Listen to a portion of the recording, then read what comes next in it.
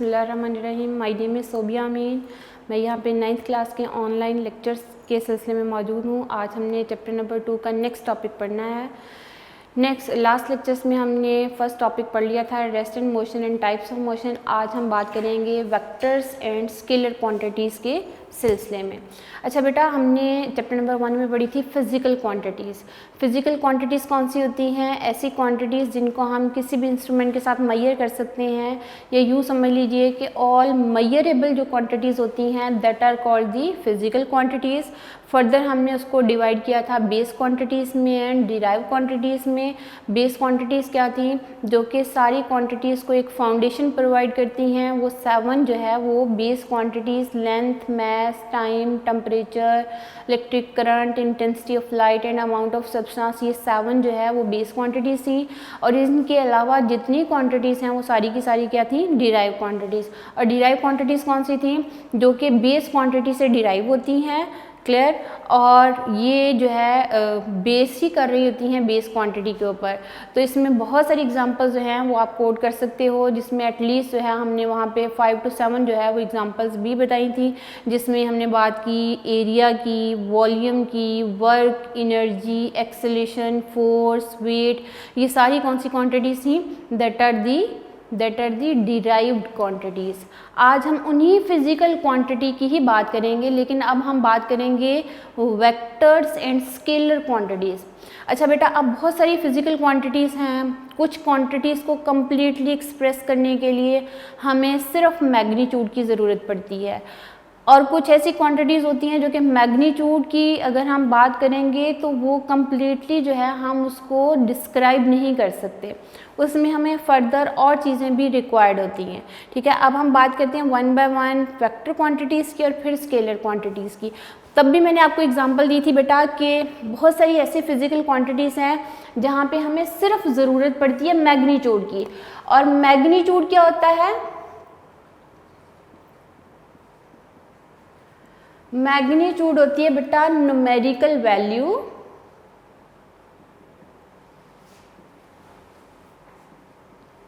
with appropriate unit, with appropriate SI unit। तो ये कहलाती है मैग्नीट्यूड। फॉर एग्जाम्पल, हमने अगर बात की थी फिजिकल क्वांटिटी टाइम की। ओके, टाइम कितना है जी? अभी मैंने कहा 40 मिनट। ठीक है, इसमें 40 क्या हुई? न्यूमेरिकल वैल्यू, और मिनट क्या हो गया? उसकी यूनिट हो गई।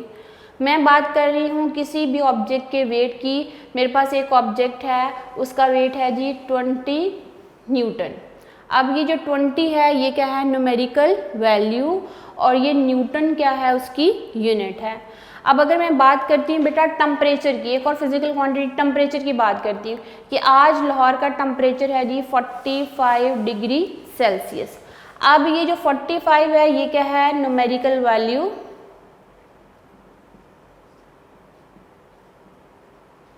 और ये सेल्सियस, डिग्री सेल्सियस इसका क्या है?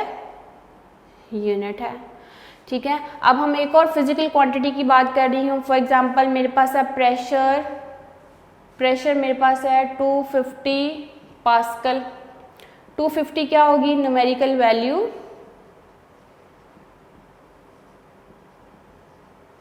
और पास्कल क्या है? इसका यूनिट प्रेशर का।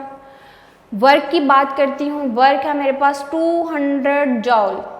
अब ये 200 क्या होगा? Numerical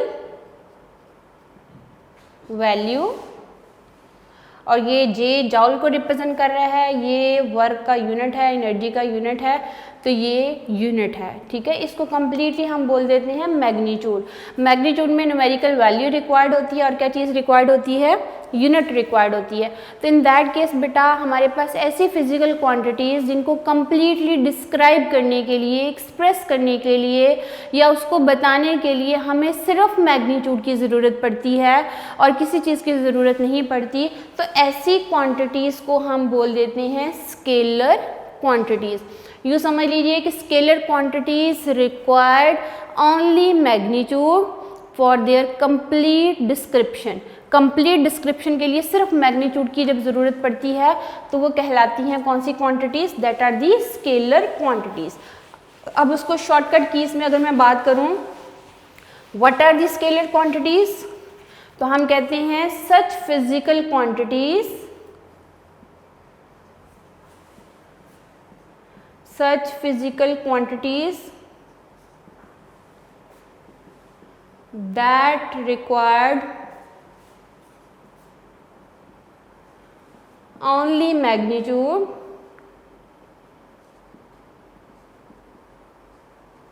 for their complete description.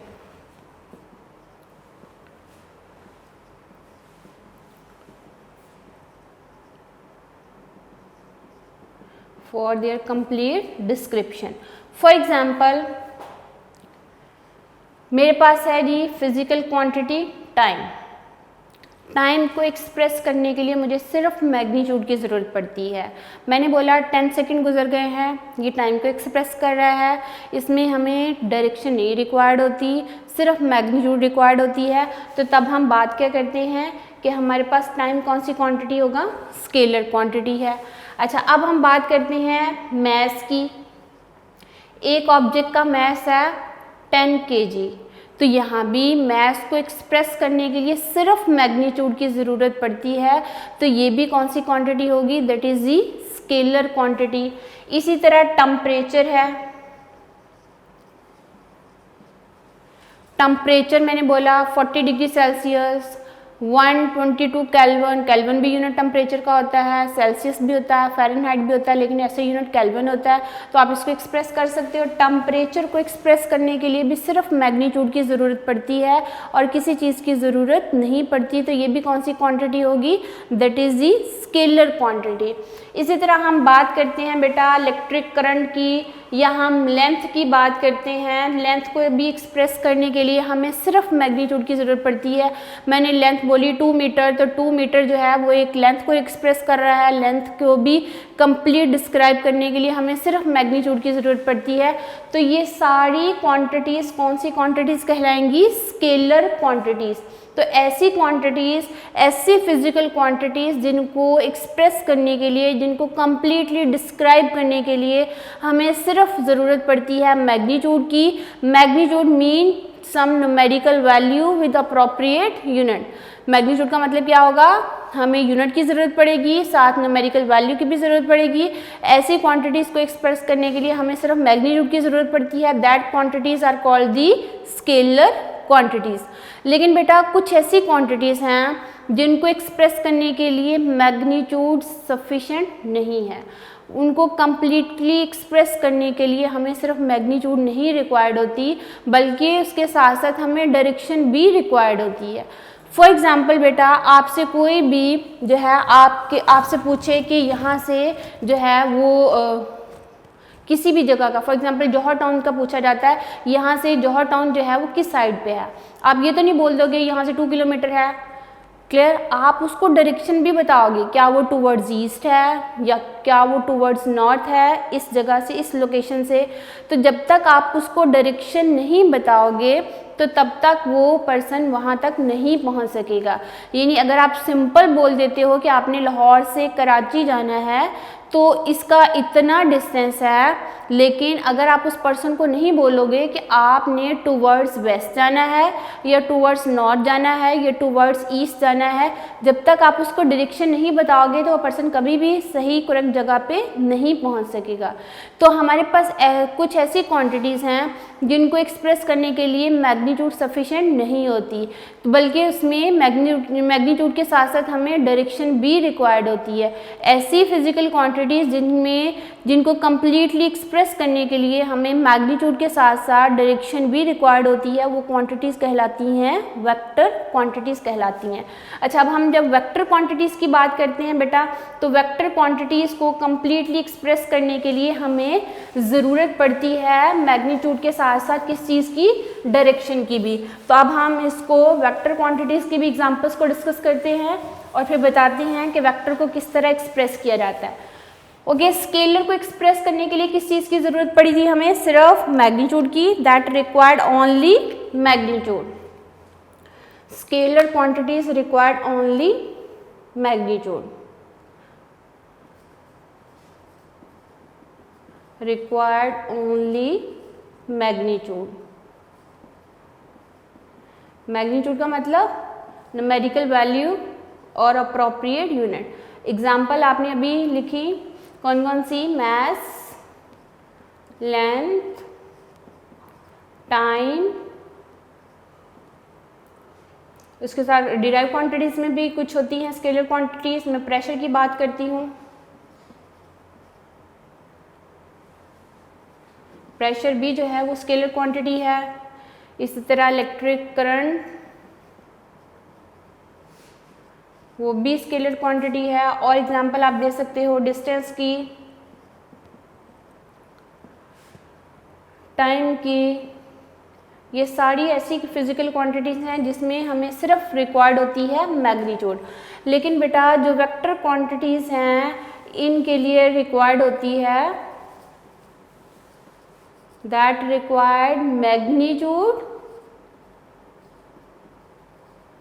as well as direction.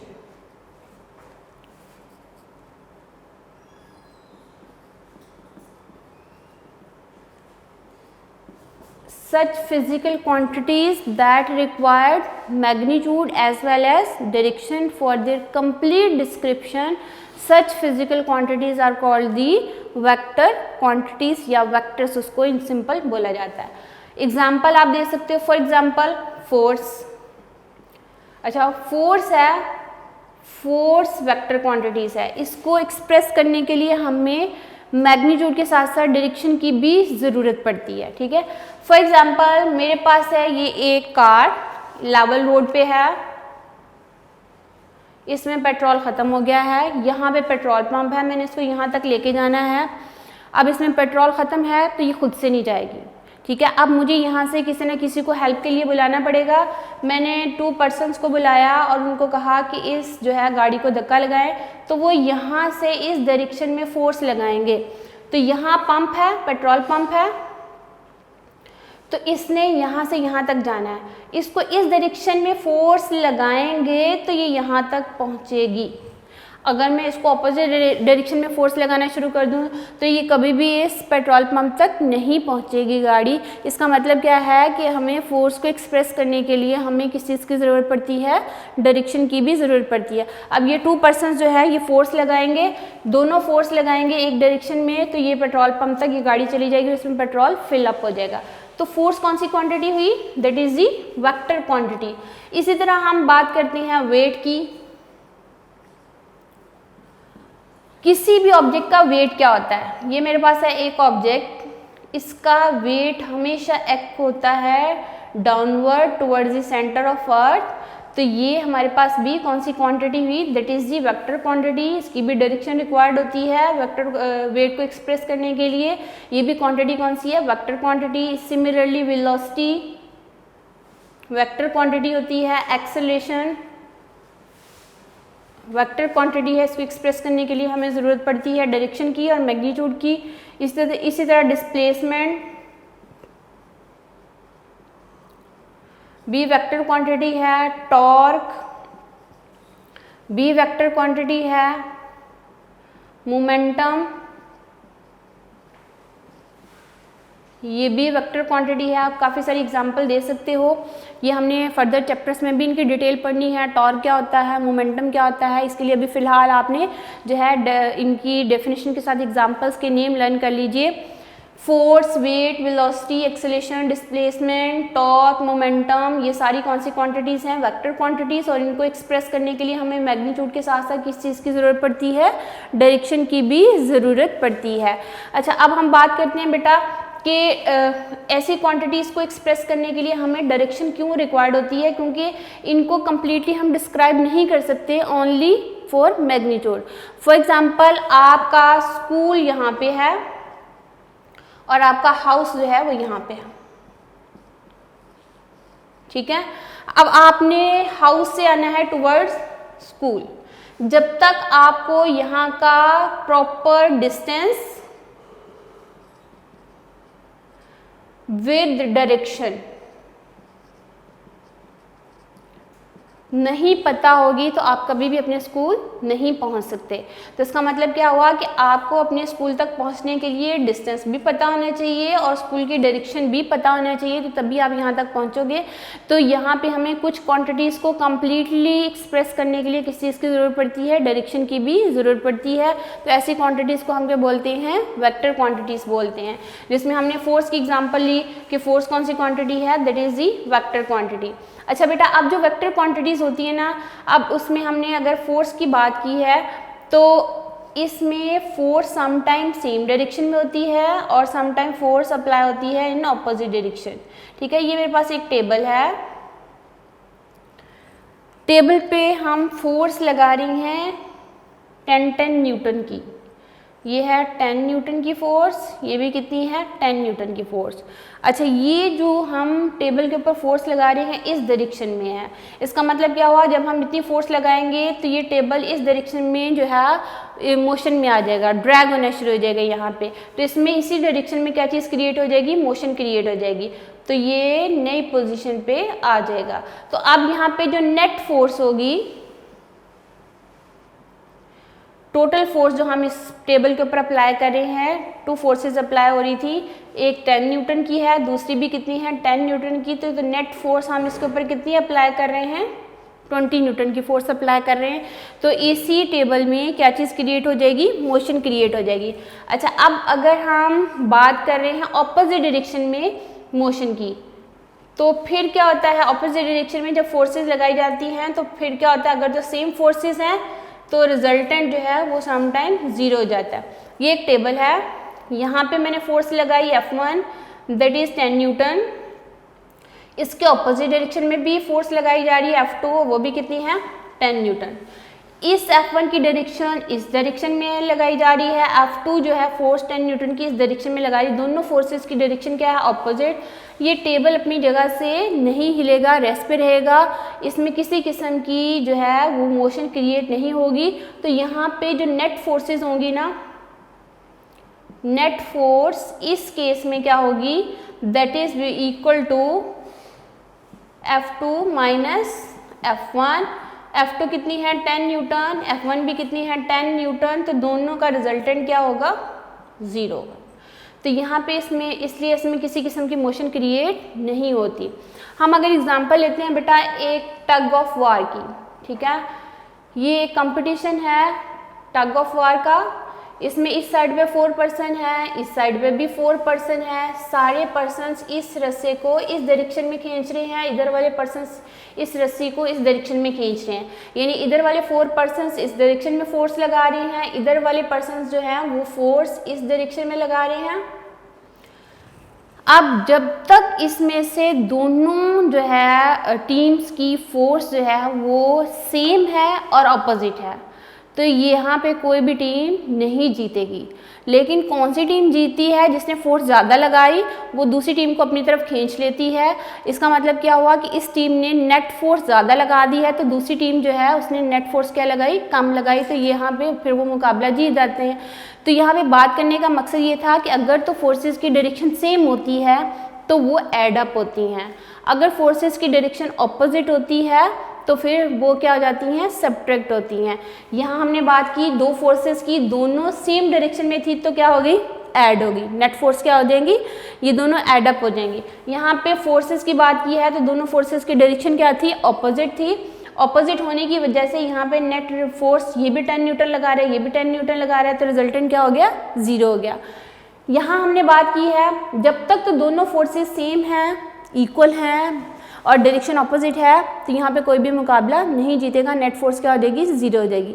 लेकिन अगर एक टीम हैवी है, उसने ज़्यादा फोर्स लगा के दूसरी टीम की फोर्स को कम कर दिया, तो नेट फोर्स तब 0 नहीं होगी, तो फिर एक साइड की फोर्स ज़्यादा हो जाती है, एक साइड की फोर्स क्या होगी, कम होगी।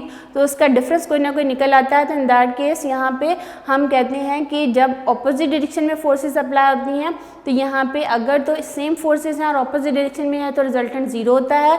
लेकिन अगर ऑपोजिट डायरेक्शन में फोर्सेस अप्लाई हो रही हैं लेकिन एक साइड एक टीम जो है ये इसकी फोर्स हो गई है 250 न्यूटन और इसकी इस टीम की फोर्स जो है वो सिर्फ 100 न्यूटन रही, तो नेट फोर्स कितनी हो जाएगी,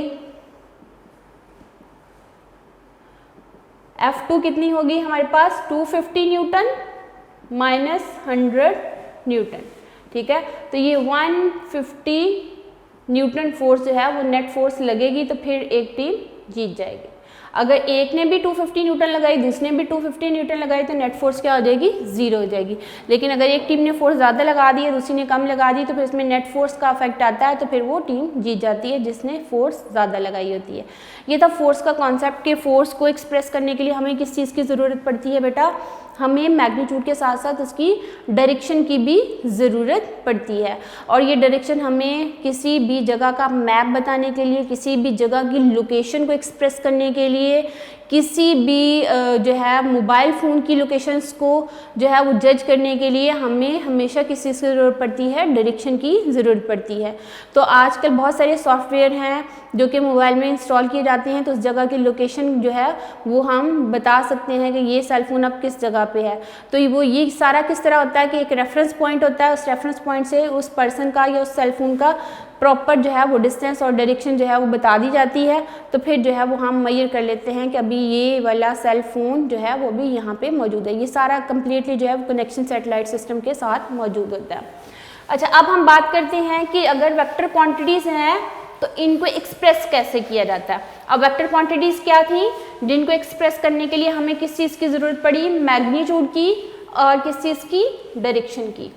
कि such physical quantities that require magnitude as well as direction, that quantities are called the vector quantities। अब हम बात करते हैं कि वेक्टर क्वांटिटीज को एक्सप्रेस कैसे करना। ओके, वेक्टर क्वांटिटीज हैं, वेक्टर क्वांटिटीज का रिप्रेजेंटेशन कैसे होती है,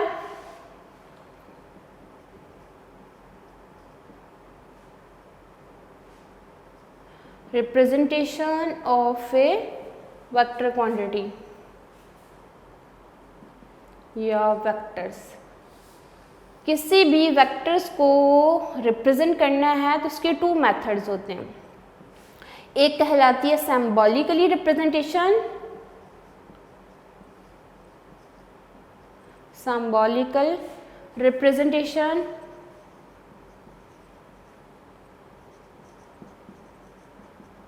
और दूसरी इसकी होती है ग्राफिकल रिप्रेजेंटेशन,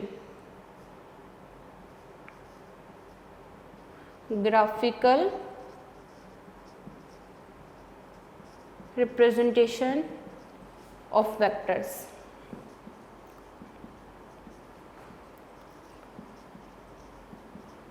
या वेक्टर क्वांटिटीज। वेक्टर क्वांटिटीज को 2 तरह से एक्सप्रेस करते हैं, रिप्रेजेंट करते हैं, symbolically representation and graphical representation. अच्छा बेटा, हमारी बुक में बहुत सारी ऐसी क्वांटिटीज़ हैं जो कि कुछ स्केलर होती हैं, कुछ क्या होती हैं, वेक्टर्स होती हैं। आप इससे थोड़ा सा पीछे चले जाएं, अभी तो प्रिंटिंग होती है, सॉफ्टवेयर बने हुए हैं कंप्यूटर में, हम इसको इन्हीं जो है बुक्स को राइट करने के लिए हम MS वर्ड यूज़ करते हैं और उसमें बहुत सारी ऑप्शंस होती हैं। हमने किसी भी लेटर को अंडरलाइन करना है या उसको बोल्ड करना है, काफ़ी ईजी होता है। लेकिन उससे थोड़ा पीछे चले जाएँ तो बहुत सारी बुक्स जो थी वो हैंड रिटन होती थी और लिखते हुए ना किसी भी लेटर को बोल्ड करना मुश्किल होता था, लेकिन उसके ऊपर एरो लगाना या उसके ऊपर बार लगाना क्या होता था, आसान होता था। तो फिर वेक्टर क्वांटिटीज़ को ना पुरानी बुक्स में जब आप देखोगे सिंबॉलिकली रिप्रेजेंट किया जाता है बेटा। हम किसी भी लेटर से रिप्रेजेंट करते हैं। फॉर एग्जांपल वेलोसिटी है तो उसको V से रिप्रेजेंट करेंगे। तो आजकल जितनी बुक्स हैं तो वो वेलोसिटी को बोल्ड कर देते हैं। अगर तो वो बोल्ड लेटर होगा इसका मतलब है वो कौन सी क्वांटिटी होगी, वेक्टर क्वांटिटी है, ठीक है। तो हम सिंबॉलिकली या तो इसको बोल्ड करते हैं या इसके ऊपर पुरानी बुक्स देखोगे तो क्या होता है, एरो लगा होता है, या इसके ऊपर क्या होगा, बार होगा, ठीक है। या बोल्ड हो गया या क्या होगा, एरो लगा होगा या क्या होगा, बार होगा। अब मेजॉरिटी जितनी बुक्स हैं उसमें लेटर्स क्या होते हैं, बोल्ड होते हैं। जो वेक्टर्स होंगे वो बोल्ड लेटर से रिप्रेजेंट किए जाते हैं। अगर तो आपको बुक में कोई बोल्ड लेटर नजर आ गया, इसका मतलब क्या होगा कि ये कौन सी क्वांटिटी है, वेक्टर क्वांटिटी है। इसको एक्सप्रेस करने के लिए मैग्नीट्यूड की भी ज़रूरत पड़ेगी, इसको एक्सप्रेस करने के लिए डायरेक्शन की भी ज़रूरत पड़ेगी। अब हम और बात करते हैं फोर्स की। फोर्स को मैंने एक्सप्रेस करना है बुक में तो इसको बोल्ड किया जाएगा, ठीक है। ये बोल्ड हुआ, इसका मतलब ये स्केलर नहीं, कौन सी क्वांटिटी है, वेक्टर क्वांटिटी। आप इसी फोर्स को पुरानी बुक्स में, पुराने नोट्स में किसी में देखोगे तो ये इन्होंने F लिखा होगा, इसके ऊपर एरो होगा, इसका मतलब ये कौन सी क्वांटिटी है, वेक्टर क्वांटिटी है। या कुछ बुक्स में इसको बार के साथ भी रिप्रेजेंट किया जाता है, क्योंकि जब हम कोई भी बुक हैंड रिटन लिखते हैं तो उसमें एरो जो है वो पुट करना आसान है एज़ कम्पेयर टू उसको बोल्ड करना। तो इस वजह से जितनी पुरानी बुक्स हैं उसमें आपको जो है वो एरो लगा हुआ नज़र आता है उसी वेक्टर क्वांटिटीज़ के ऊपर, या फिर बार लगी हुई नज़र आती है। तो हम सिम्बॉलिकली किसी भी वेक्टर को या तो बोल्ड लेटर से रिप्रेजेंट करते हैं, या उसके ऊपर एक एरो पुट कर दिया जाता है, या समटाइम नीचे भी बार लगा दी जाती है, या ऊपर बार लगा दी जाती है। ये शो करता है ये कौन सी क्वांटिटी है, that is the vector quantity. लेकिन जब हम बात करते हैं ग्राफिकल रिप्रेजेंटेशन, ये तो हो गया सिंबॉलिकल रिप्रेजेंटेशन, बोल्ड लेटर से रिप्रेजेंट कर दिया, या बार से रिप्रेजेंट कर दिया, या एरो हेड लगा दिया।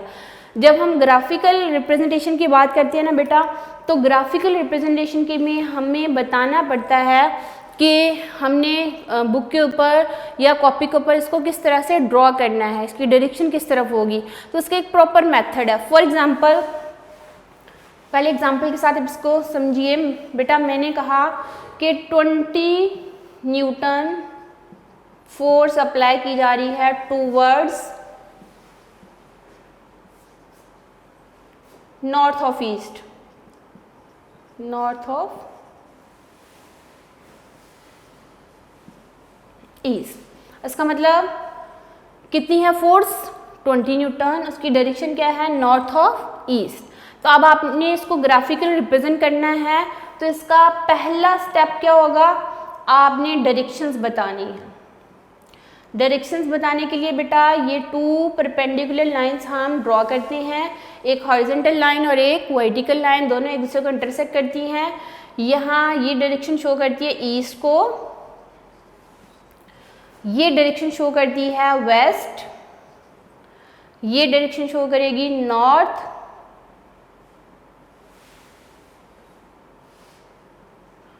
और ये शो करेगी साउथ।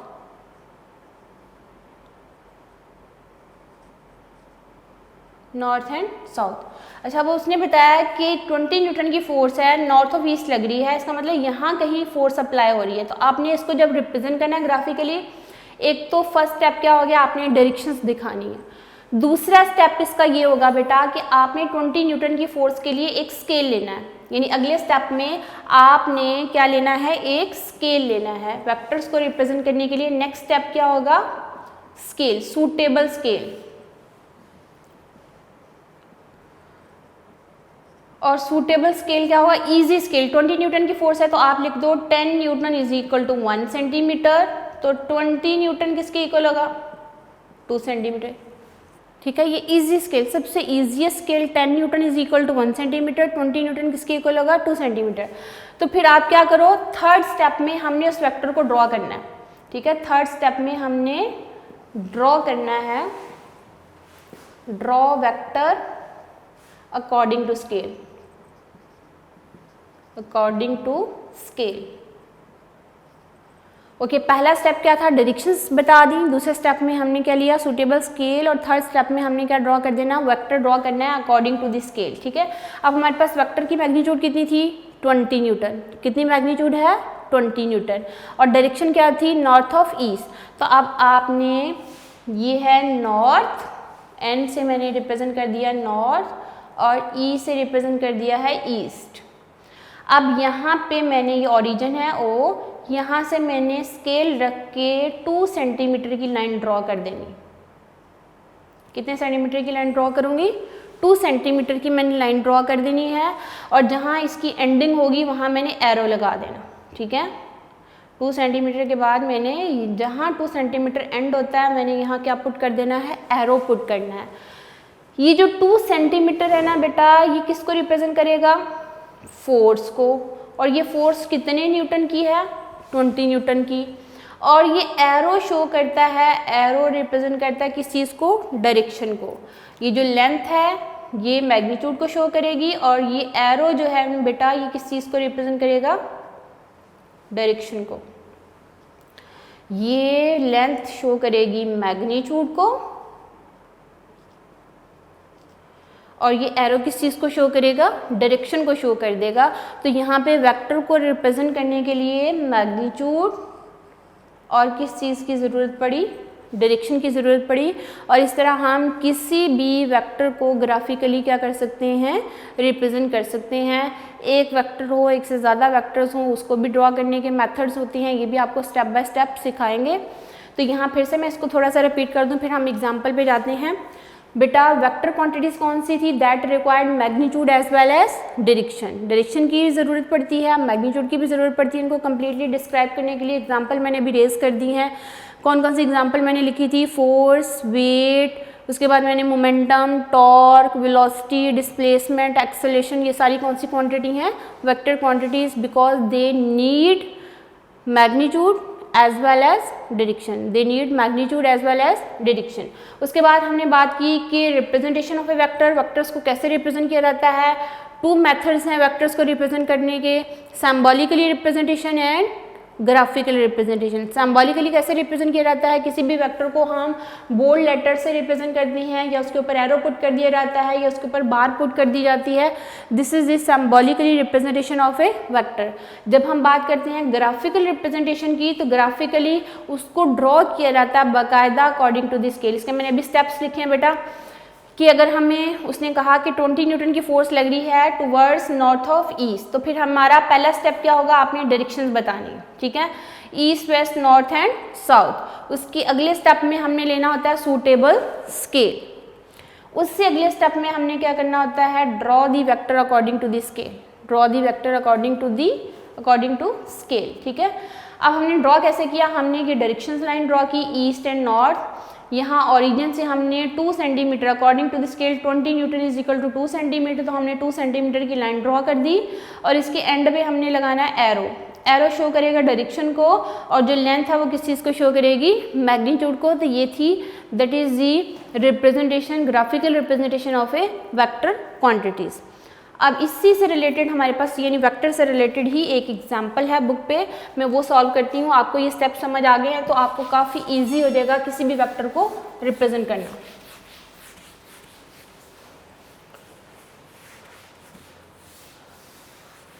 वेक्टर से ही रिलेटेड एग्जाम्पल है। स्टेप मैं फिर रिपीट कर देती हूँ बेटा। डायरेक्शंस हैं, डायरेक्शन से लाइन ड्रॉ करनी पड़ती हैं, और उसके बाद जो है स्केल चूज़ करना पड़ता है, ईजीएस्ट स्केल चूज़ कर लीजिए। उसके बाद आपने वेक्टर को क्या करना होता है, ड्रॉ करना होता है, ठीक है। ये है मेरे पास 2.1 एग्जाम्पल बुक पे। वो कहता है 80 न्यूटन की फोर्स लग रही है towards north of east. Clear, कितनी फोर्स लगा रहा है वो, 80 न्यूटन। एग्जाम्पल 2.1। अच्छा, वो कहता है represent a force, represent a force of 80 Newton and show करता है इसकी यूनिट को, that is A Newton, acting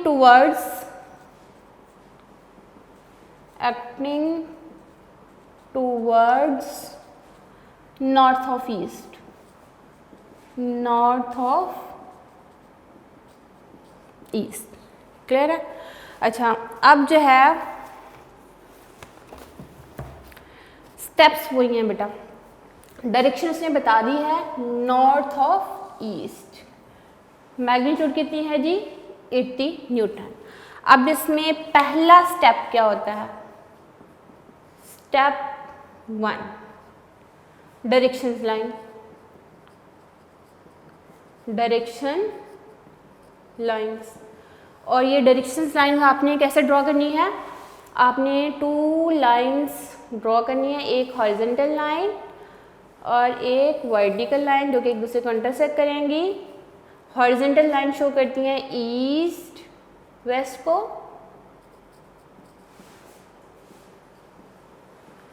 and vertical line north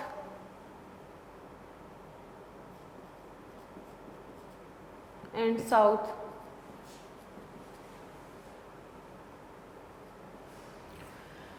okay, अब जो है हमारी डायरेक्शन क्या है, नॉर्थ ऑफ ईस्ट, और 80 न्यूटन की फोर्स, ये मैंने डायरेक्शन लाइन ड्रॉ कर ली। सेकेंड स्टेप जो है स्टेप 2, स्टेप 2 में आपने सूटेबल स्केल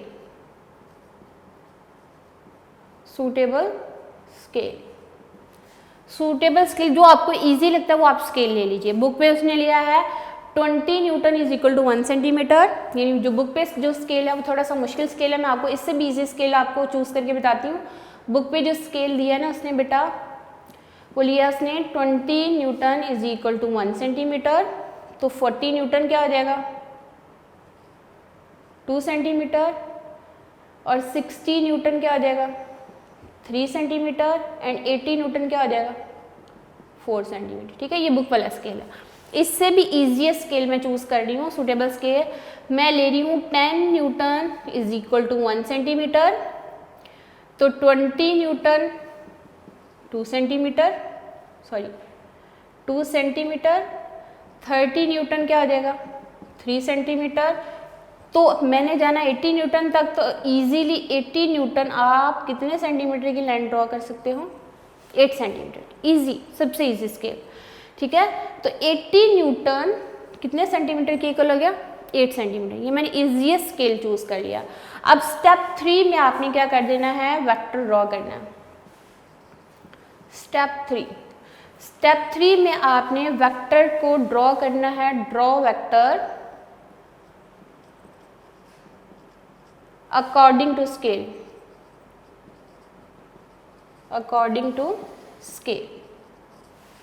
ओके, कैसे ड्रॉ करेंगे हम, हमारे पास है 80 newton is equal to 8 centimetre. अब आपने क्या करना है, direction line north and east, इधर वाली की जरूरत नहीं है, आप सिर्फ 2 लाइंस ड्रॉ कर दीजिए इस साइड पे। ये एन शो करेगा नॉर्थ को, ठीक है, एन से रिप्रेजेंट कर दिया, और ई शो करेगा ईस्ट को, नॉर्थ ऑफ ईस्ट। ये ओरिजिन है, यहाँ आपने स्केल रख के 8 सेंटीमीटर की लाइन ड्रॉ कर देनी। कितने सेंटीमीटर की, 8 सेंटीमीटर की लाइन ड्रॉ कर देनी है, और फिर आपने यहाँ एरो लगाना है। जहाँ 8 सेंटीमीटर ख़त्म होगा ना, वहीं पे आपने क्या चीज़ लगा देनी है, एरो। ये मैंने एरो कलर डिफरेंट कर दिया ताकि आपको नजर आए। ये मस्ट है, एरो मस्ट है किसी भी वेक्टर क्वांटिटी को रिप्रेजेंट करने के लिए। अगर आप एरो नहीं लगाओगे तो आपको मार्क्स नहीं मिलेंगे। तो ये 8 सेंटीमीटर का मतलब ये फोर्स अप्लाई हो रही है कितने न्यूटन की, 80 न्यूटन की। क्यों, क्योंकि हमने 8 सेंटीमीटर को इक्विवेलेंट लिया है 80 न्यूटन के। तो यहाँ पे ये कंप्लीट 8 सेंटीमीटर जो है जिसकी लेंथ है, ये रिप्रेजेंट करेगा मैग्नीट्यूड को। 8 सेंटीमीटर किस चीज़ को रिप्रेजेंट करेगा, मैग्नीट्यूड को। ये एरो किस चीज़ को रिप्रेजेंट करेगा, डायरेक्शन को। तो ये हमने 80 न्यूटन की फोर्स को ग्राफिकली एक पेज के ऊपर रिप्रेजेंट कर दिया है कि 80 न्यूटन की फोर्स लग रही है नॉर्थ टुवर्ड्स ईस्ट। अगर वो आपको इसके साथ एंगल भी बता दे कि हॉरिजॉन्टल सरफेस के साथ वो इतने एंगल पे अप्लाई हो रही है, तो आप यहाँ एंगल भी प्रोटेक्टर से क्या कर सकते हो, ड्रॉ कर सकते हो, जो कि हम फर्दर एग्जाम्पल्स में करेंगे। तो इसमें हमने क्या किया, फर्स्ट स्टेप में हमने डायरेक्शंस लाइन को ड्रॉ किया, अगले स्टेप में हमने क्या किया, स्केल डिफाइन किया है, ईजीएस्ट स्केल, और उससे नेक्स्ट स्टेप में हमने क्या किया है, उसको ड्रॉ कर दिया अकॉर्डिंग टू स्केल। और उसके बाद हमने आखिर में रिजल्ट को बता देना है कि length of this line show the magnitude of force and arrow show the direction of the force in which direction the force is apply। तो ये थी हमारे पास example 2.1 that relate to the vector quantities, how we can represent a vector graphically। ठीक है, अब बेटा next इंशाल्लाह हम जो है वो नेक्स्ट लेक्चर के साथ हाजिर होंगे। तब तक के लिए अल्लाह हाफ़िज़।